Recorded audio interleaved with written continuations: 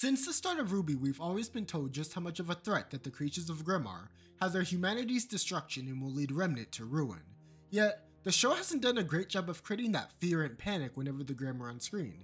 Yes, there are cases such as the village that RWBY went to in the character short, the Volume 2 finale with the Grimm erupting from the ground, or the stampede of Grimm rushing towards Mantle.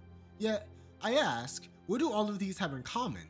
They were all disposed of with little to no effort by students nonetheless. Ruby Rose was able to slay the 8 Grimm on her own. Yes, with a struggle, but she is still a first-year student taking on an aged Grimm. Volume 2's finale, the Grimm were treated as toys to merely show off how awesome Team Coffee were, second-year students. And Mantle, while there were professional huntsmen on the scene, the toll wasn't as dire as it needed to be, and the Grimm even went AFK during Ironwood's speech. The one exception to this was the Hound in its debut, the one time that the Grimm have displayed just how terrifying they can be as a species. However, when I saw the Jabberwalker, I saw the potential for a genuinely terrifying adversary that plagued this wonderland.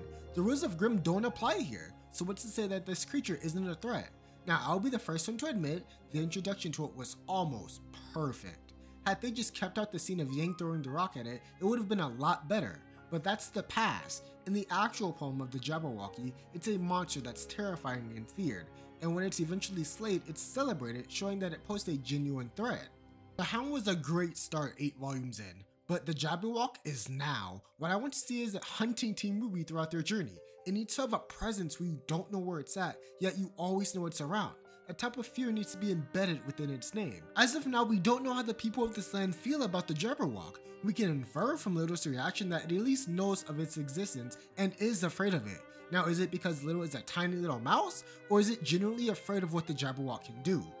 Only time will tell what will become of it. Maybe there's more than one, but we need an actual fight with it, and frankly, it needs to win.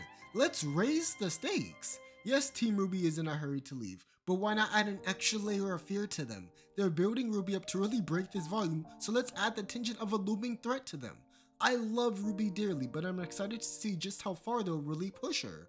We know that Neo didn't kill it as we see it again in the trailer, so hopefully its next appearance can be a good one.